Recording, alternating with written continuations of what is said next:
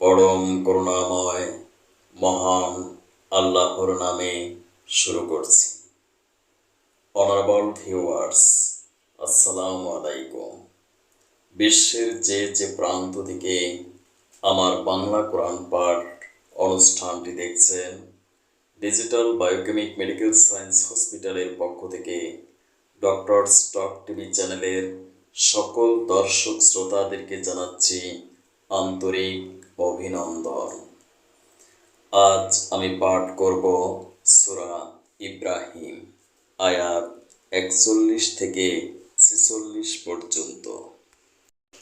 আয়াত 41। হে আমাদের প্রভু, যেদিন চূড়ান্ত হিসাব কিতাব হবে, সেদিন তুমি আমাকে, আমার পিতামাতাকে এবং সকল ঈমানদার মানুষদের তোমার অনুগ্রহ দ্বারা ক্ষমা করে দিও। আয়াত 42। হে নবী, আপনি কখনো মনে করবেন না এ অত্যাচারীরা যা কিছু করে যাচ্ছে তা থেকে আল্লাহ তাআলা গাফেল রয়েছেন। আসলে তিনি তাদের সেদিন আসা পর্যন্ত সুযোগ দিয়ে রেখেছেন, যেদিন তাদের চক্ষু স্থির হয়ে যাবে। আয়াত 43। তারা আকাশের দিকে চেয়ে ভীতু সন্ত্রস্ত অবস্থায় দৌড়াতে থাকবে।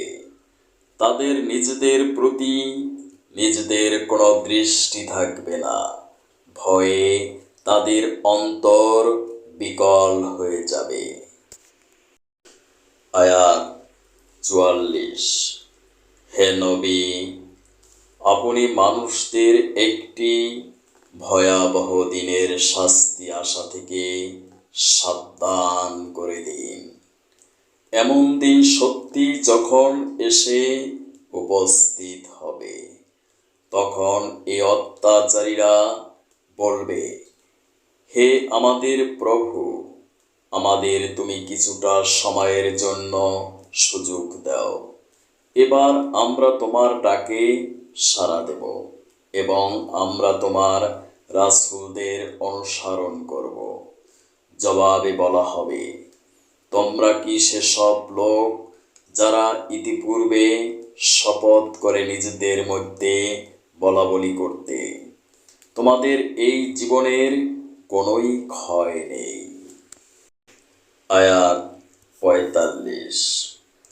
অথচ তোমরা তাদের পরিত্যক্ত বাসভূমিতেই বাস করতে, যারা তোমাদের আগে নিজেদের উপর নিজেরা অত্যাচার করেছিল, এবং এ কারণে আমি তাদের প্রতি কি ধরনের ব্যবহার করেছিলাম তাও তোমাদের কাছে সুস্পষ্ট ছিল। তোমাদের জন্যে আমি তাদের উপমাও উপস্থাপন করেছিলাম। আয়াত 46। সোজা পথেরা বিভিন্ন ষড়যন্ত্রের পথ অবলম্বন করেছে। আল্লাহর কাছে তাদের সেসব চক্রান্ত লিপিবদ্ধ আছে।